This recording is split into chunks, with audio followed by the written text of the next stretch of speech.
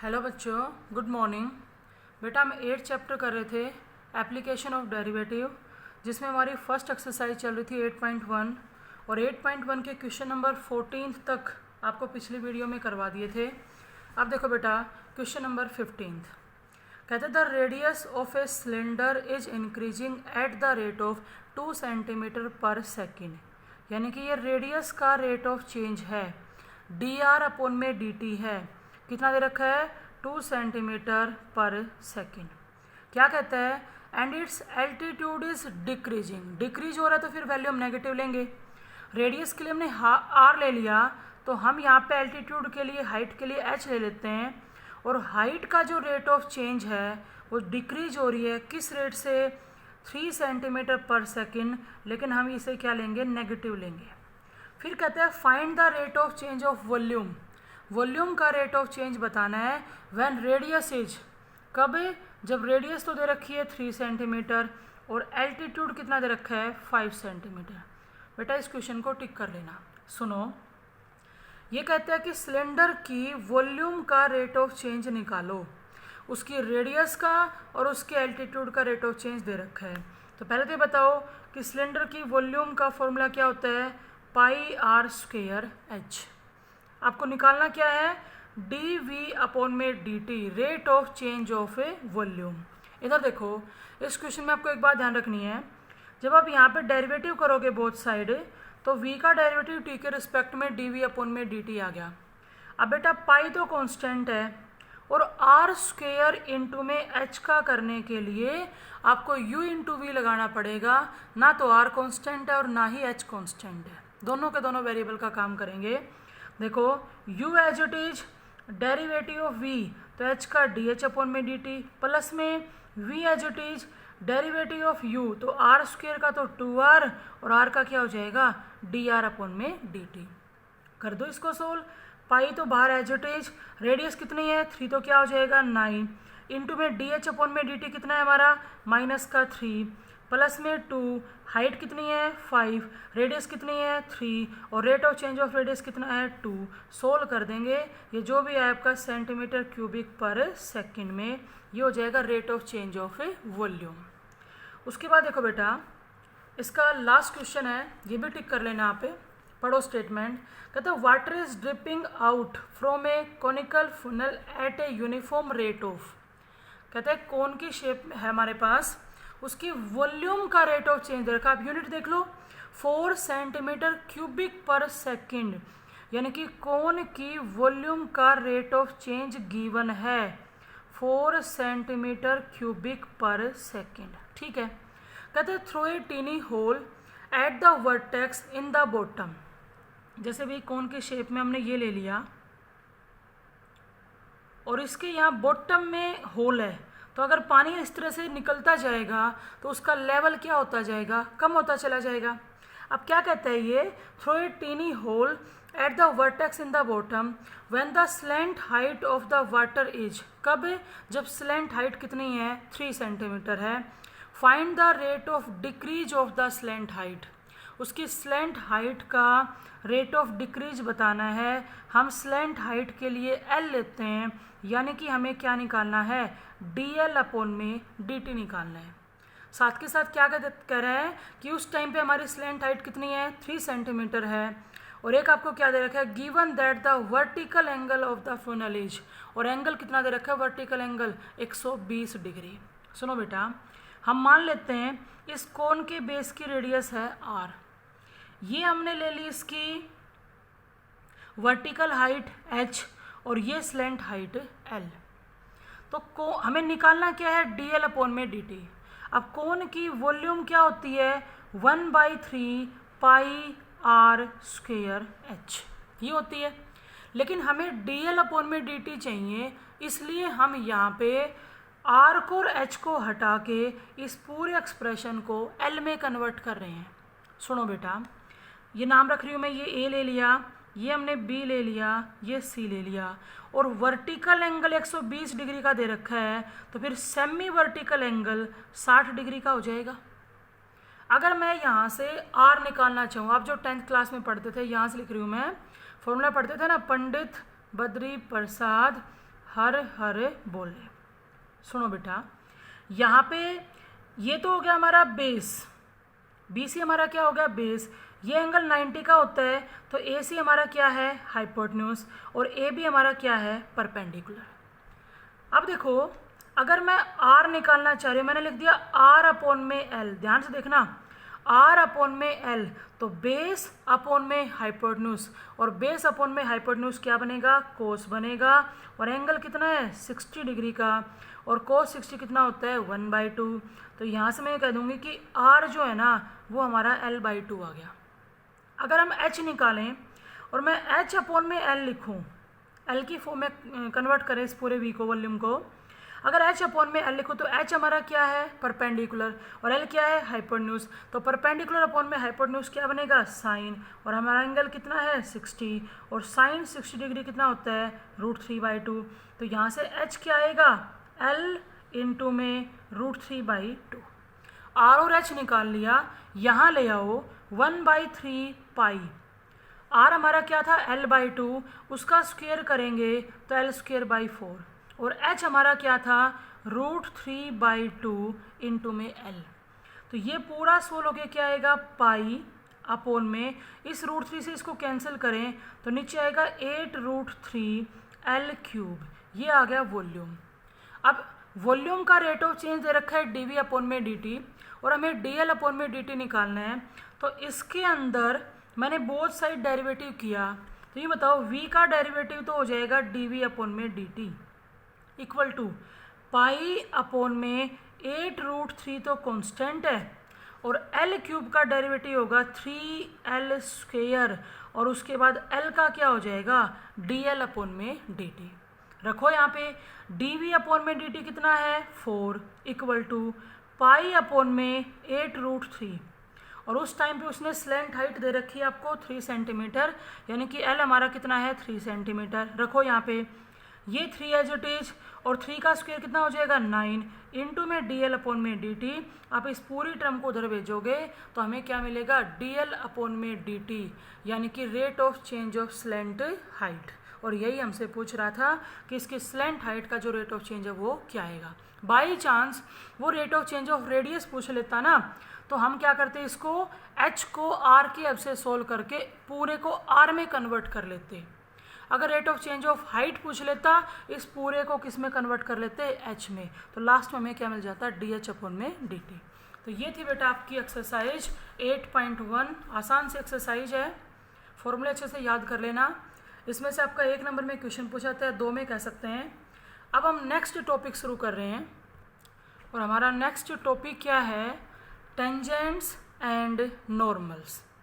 सुनो बेटा, tangents and normal +1 में हमने स्ट्रेट लाइन का टॉपिक पढ़ा था, थोड़ा सा मैं आपको उसके बारे में बताती हूँ, उसके बाद हम टेंजेंट और नॉर्मल पढ़ेंगे। देखो जो +1 में पढ़ा था, एक तो हम निकालते थे स्लोप जिसको हम m से डिनोट करते थे। अगर एक लाइन के पास 2 पासेस थ्रू पॉइंट हैं तो स्लोप निकालने का फॉर्मूला y2 - y1 अपॉन में x2 - x1 था। या फिर हमें यूँ दे दिया जाए कि उस लाइन ने positive direction of x axis के साथ थीटा एंगल बनाया, तो फिर वहाँ पे स्लोप निकालने का फॉर्मूला क्या था m = tan थीटा, यानी कि थीटा हमारे पास है तो हम क्या बता सकते थे स्लोप। दूसरा देखो, अब ये तो हो गया स्लोप पॉइंट की हेल्प से निकालना, एक एंगल की हेल्प से निकालना। एक और सुनो बेटा, हम स्लोप इंटरसेप्ट फॉर्म में लाइन की इक्वेशन पढ़ते थे y = mx + c, जहाँ पे m तो क्या होता था स्लोप और c होता था y इंटरसेप्ट। ध्यान से सुनो बेटा, इन सभी का यूज होगा। जैसे हमारे पास 2x + 3y = 6 एक लाइन की इक्वेशन है। एक तो स्लोप निकालते थे 2 पासेस थ्रू पॉइंट की हेल्प से, एक हम स्लोप निकालते थे एंगल की हेल्प से, और एक हम स्लोप निकालते थे इक्वेशन की हेल्प से। अगर आपके पास लाइन की इक्वेशन है तो हम उस लाइन का स्लोप बता सकते हैं, क्या करके उस लाइन की इक्वेशन को स्लोप इंटरसेप्ट फॉर्म में कन्वर्ट करके। अब लाइन की इक्वेशन को स्लोप इंटरसेप्ट फॉर्म में कन्वर्ट करने का मतलब है कि आप लेफ्ट हैंड साइड में सिर्फ क्या रख लो y रख लो। तो 3y इज इक्वल टू हो जाएगा -2x प्लस में 6, सिर्फ y रखेंगे तो 3 को उधर भेज दिया तो माइनस में 2/3x और प्लस में 6/3 कितना आएगा 2। ये हमने लाइन की इक्वेशन को स्लोप इंटरसेप्ट फॉर्म में कन्वर्ट कर लिया। अब आप इस लाइन को, इस इक्वेशन को स्लोप इंटरसेप्ट फॉर्म से कंपेयर करो। तो जो x का कोफिशिएंट होता है ना, वो किसका काम करता है, स्लोप का काम करता है। यानी कि इस लाइन का जो स्लोप है वो -2/3 है, और अगर आपसे y इंटरसेप्ट पूछ लिया जाए तो वो कितना आएगा 2। 3 तरह से स्लोप पढ़ा हमने, पॉइंट की हेल्प से, एंगल की हेल्प से, और लाइन की इक्वेशन दे रखी है तो उसकी हेल्प से। अब सुनो बेटा, हम क्या पढ़ते थे, लाइन पैरेलल पढ़ते थे, परपेंडिकुलर पढ़ते थे, बहुत ज़्यादा यूज है। अगर एक लाइन L1 है और उस लाइन का स्लोप M1 है, दूसरी लाइन L2 है और उस लाइन का स्लोप M2 है, तो यहाँ 2 केस राइज होते हैं। पहला सुनो, अगर L1 लाइन L2 के पैरेलल है, L1 लाइन अगर L2 के पैरेलल है तो implies and implied by, implies and implied by का मतलब होता है converse result is also true. क्या लिख रही हूँ देखो मैं, अगर लाइन्स पैरेलल हैं तो स्लोप क्या होंगे, इक्वल, और इम्प्लाइज बाई का मतलब क्या है, स्लोप अगर इक्वल है तो लाइन क्या होंगी, पैरेलल। इस रिजल्ट का हम बहुत ज़्यादा बार यूज करते थे कि 2 पैरेलल लाइन का स्लोप क्या होता है, सेम। जैसे आपसे कोई यूँ कह दे एक लाइन है, हमें उसका स्लोप बताना है और वो लाइन इस लाइन के पैरेलल दे रखी है, तो इसका स्लोप अगर -2/3 है ना, तो इसके पैरेलल लाइन का स्लोप भी क्या होगा, -2/3। सेकंड सुनो, दूसरा केस है, अगर L1 लाइन L2 के परपेंडिकुलर है, अगर 2 लाइन परपेंडिकुलर हैं तो इम्प्लाइज एंड इम्प्लाइड बाई दोनों लाइन के स्लोप की प्रोडक्ट -1 हो जाएगी। बेटा बहुत ज़्यादा यूज होगा, सुनो, अगर लाइन परपेंडिकुलर है तो स्लोप की प्रोडक्ट -1 आएगी, और इम्प्लाइज बाई का मतलब है converse result is also true. अगर स्लोप की प्रोडक्ट -1 आ रही है तो लाइन कैसी होंगी, परपेंडिकुलर। हम कैसे यूज करेंगे, जैसे आपसे कोई यूँ कह दे 3x प्लस में y इक्वल टू 7, ध्यान से सुनो, उस लाइन का स्लोप बताओ जो इसके पैरेलल है। ध्यान से सुनो, अगर इसके पैरेलल लाइन का स्लोप बताना है तो जो स्लोप इसका होगा वही स्लोप किसका हो जाएगा, इसके पैरेलल लाइन का। अब इसका स्लोप क्या है बेटा, y इक्वल टू माइनस में 3x प्लस में 7 कर दिया हमने स्लोप इंटरसेप्ट फॉर्म में कन्वर्ट, तो इस लाइन का स्लोप तो -3 है, तो इसके पैरेलल का स्लोप भी क्या हो जाएगा, -3। अब यहाँ से ये रिजल्ट सुनो, आप अगर m1 इंटू में m2 -1 है तो मैं ये लिख सकती हूँ ना कि m1 बराबर होगा -1 अपॉन में m2 और m2 बराबर होगा -1 अपॉन में m1। इसका मतलब क्या है कि अगर एक लाइन का स्लोप हमारे पास है, दूसरी लाइन उसके परपेंडिकुलर है, तो हम दूसरी लाइन का स्लोप निकालने के लिए क्या करेंगे, उस गिवन लाइन के स्लोप के रेसिप्रोकल का नेगेटिव कर देंगे। चाहिए यहाँ अप्लाई कर लो। अब जैसे आपसे कोई यूँ कहे कि उस लाइन का स्लोप बताओ जो 3x प्लस में y इक्वल टू 7 के परपेंडिकुलर होगी, तो उसके परपेंडिकुलर लाइन का स्लोप बताने के लिए हम पहले इसका स्लोप निकालेंगे और उसके रेसिप्रोकल का नेगेटिव कर देंगे। अगर इस लाइन का स्लोप -3 है तो परपेंडिकुलर लाइन का स्लोप क्या होगा, इसके रेसिप्रोकल का नेगेटिव, तो नेगेटिव करने से वो क्या हो जाएगा, पॉजिटिव। ये साइन आप ऊपर लगाओ नीचे लगाओ, इससे कोई फर्क नहीं पड़ता। यानी कि अगर एक लाइन का स्लोप -3 है तो उसके परपेंडिकुलर लाइन का स्लोप कितना हो जाएगा, 1/3। अगर किसी लाइन का स्लोप 2 है तो उसके परपेंडिकुलर लाइन का स्लोप क्या हो जाएगा, -1/2। रेसिप्रोकल का क्या करेंगे, नेगेटिव। ये रिजल्ट बहुत ज़्यादा यूज होगा। उसके बाद थोड़ा सा 2 मिनट के लिए और सुन लो, जो भी हमने लाइन की इक्वेशन पढ़ी थी +1 के अंदर। देखो बेटा, अगर हम कोऑर्डिनेट एक्सिस की बात करें, ये हमारा x dash y dash origin. अगर पॉइंट प्लॉट करने की बात आती है तो आपको आता होगा भाई x एक्सिस पे हम कोई भी पॉइंट लेंगे तो x एक्सिस पे y 0 होता है, यानी कि x एक्सिस पे जो पॉइंट लाई करता है ना, वो पॉइंट कुछ ऐसा होगा। x चाहे कुछ भी हो, y वहाँ क्या हो जाएगा, 0, यानी कि a0। y एक्सिस पे लाई करने वाले पॉइंट की अगर बात करें तो y एक्सिस पर x क्या होगा, 0, तो y एक्सिस पे लाई करने वाला पॉइंट कुछ ऐसा होता है, 0b। उसके बाद आता है कि x एक्सिस की एक्स एक्सिस की इक्वेशन क्या होती है, ध्यान से सुनो, एक्स एक्सिस की इक्वेशन होती है y इक्वल टू 0 और y एक्सिस की इक्वेशन क्या होती है x इक्वल टू 0। ठीक है, अब कोई भी लाइन अगर x एक्सिस के पैरेलल है, ध्यान से सुनना, जो लाइन x एक्सिस के पैरेलल जाएगी वो कुछ ऐसे जाएगी, यहाँ से जाए या यहाँ से जाए। तो जो लाइन x एक्सिस के पैरेलल होती है ना वो होती है y equal to b. B हमारा 2 हो, -2 हो, 3 -3, कोई दिक्कत नहीं है। जब कोई भी लाइन एक वेरिएबल में होती है, अगर उसमें y वेरिएबल है तो वो पैरेलल टू x एक्सिस जाएगी, और अगर x वेरिएबल है तो वो पैरेलल टू y एक्सिस जाएगी। यानी कि y एक्सिस के पैरेलल लाइन की इक्वेशन क्या होगी, x इक्वल टू ए। अब आपका कोई भी कांस्टेंट आ सकता है। अब देखो, हमने +1 के अंदर ही अलग अलग टाइप के लाइन की इक्वेशन पढ़ी थी, याद करो। ओरिजिन से पास होने वाले लाइन की इक्वेशन क्या पढ़ी थी, y इक्वल टू mx। यहाँ पे m क्या था, स्लोप था। कौन स्लोप, यानी कि वो एंगल जो उस लाइन ने positive direction of x axis के साथ बनाया और वहाँ पे रख के हमने क्या निकाला था, स्लोप। तो ये तो थी लाइन की इक्वेशन पासिस थ्रू ओरिजिन। उसके बाद स्लोप इंटरसेप्ट फॉर्म आपको मैंने बताई दी, y equal to mx plus में c। एक और सुनो, वेरी वेरी इंपॉर्टेंट है, वन पॉइंट स्लोप फॉर्म, यानी कि जब हमारे पास लाइन का एक पासिस थ्रू पॉइंट हो और हमारे पास स्लोप दे रखा हो तो लाइन की इक्वेशन निकालने का फॉर्मूला क्या था, y minus y1 equal to m into में x माइनस x1। एक थी 2 पॉइंट से पास होने वाली लाइन की इक्वेशन। अगर किसी लाइन के 2 पासिस थ्रू पॉइंट दे रखें तो लाइन की इक्वेशन कैसे निकालेंगे, और ये वेरी वेरी वेरी इंपॉर्टेंट है। क्या होता है बेटा, y minus y1 equal to y2 minus में y1 अपॉन में x2 माइनस x1 इंटू में x माइनस x1। आप इससे मिला के देख लो, एक ही बात है, क्योंकि 2 पॉइंट से पास होने वाली लाइन का स्लोप निकालने का फॉर्मूला ये था, तो कुछ नहीं किया हमने, m की जगह क्या रख दिया, y2 माइनस y1 अपॉन में x2 माइनस x1। उसके बाद थी बेटा इंटरसेप्ट फॉर्म में लाइन की इक्वेशन। जैसे ये x एक्सिस है, ये y एक्सिस है, इंटरसेप्ट फॉर्म में की कोई लाइन इस तरह से कट करती हुई जाए। अगर ये डिस्टेंस हमारा a है, ये डिस्टेंस हमारा b है, तो याद करो इंटरसेप्ट फॉर्म में लाइन की इक्वेशन होती थी x अपॉन में a प्लस में y अपॉन में b equal to 1, where a and b are intercepts on coordinate axis. तो ये थी इंटरसेप्ट फॉर्म में लाइन की इक्वेशन, इन सब का हम यूज करेंगे। तो ये तो मैंने बताया +1 से रिलेटेड। अब हम मेन आते हैं वापस से, हमारा टॉपिक था टेंजेंट एंड नॉर्मल। सुनो बेटा कि टेंजेंट और नॉर्मल क्या होता है।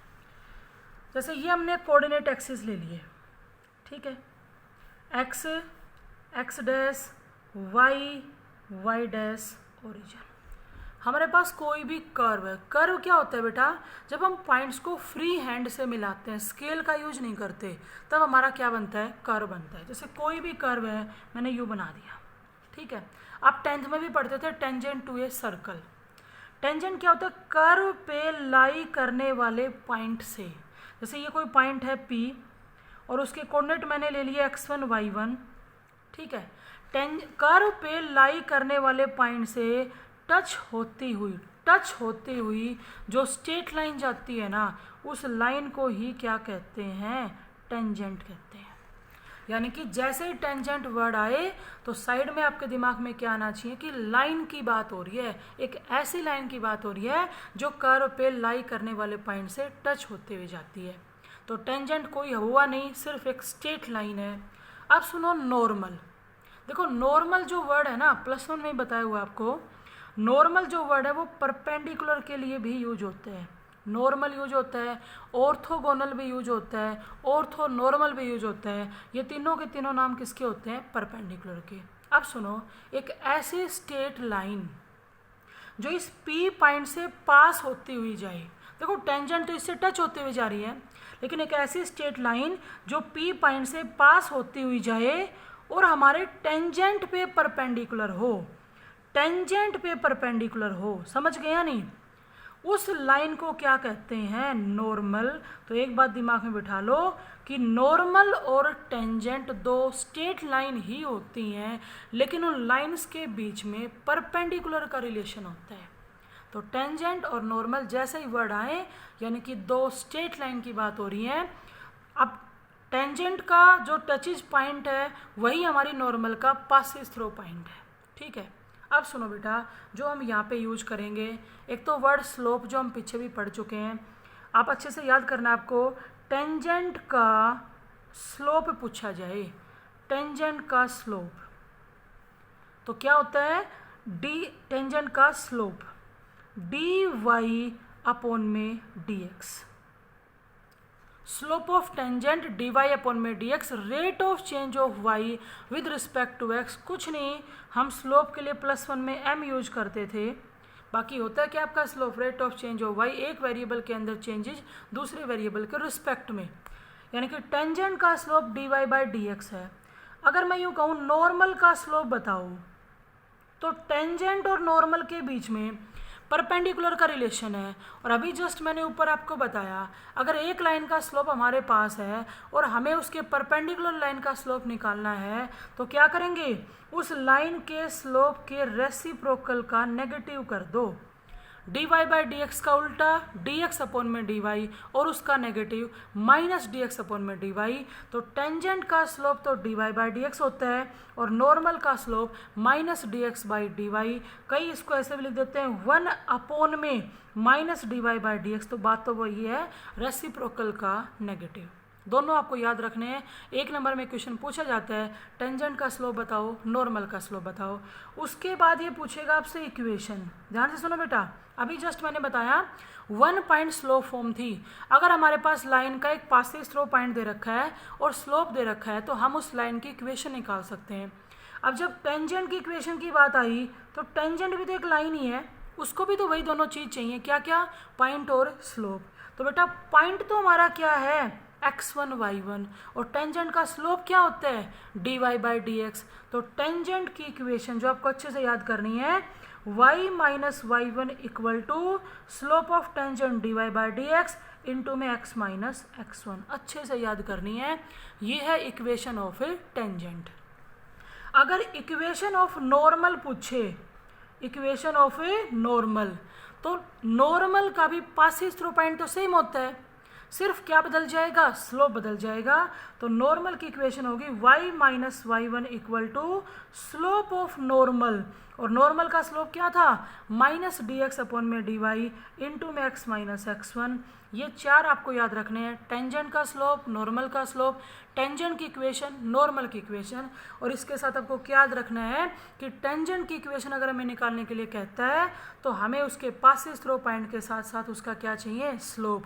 अगर नॉर्मल की इक्वेशन कहता है, तब भी हमें वही चाहिए, पासिंग थ्रो पॉइंट के साथ क्या चाहिए, स्लोप। अब देखो बेटा, इसके साथ आपको 2 रिजल्ट और याद रखने हैं। अगर टेंजेंट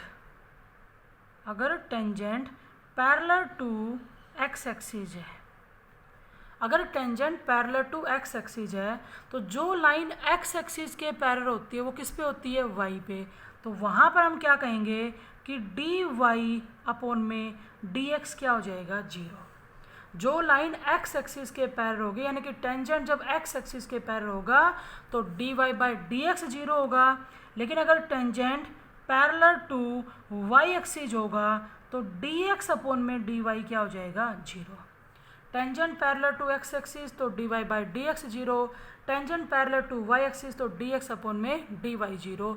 ये सारे रिजल्ट हम यूज करेंगे और नेक्स्ट वीडियो में हम एक्सरसाइज शुरू करेंगे। और बेटा बोर्ड में 4 नंबर का क्वेश्चन आता है इसमें से, वेरी वेरी इंपॉर्टेंट टॉपिक है टेंजेंट एंड नॉर्मल।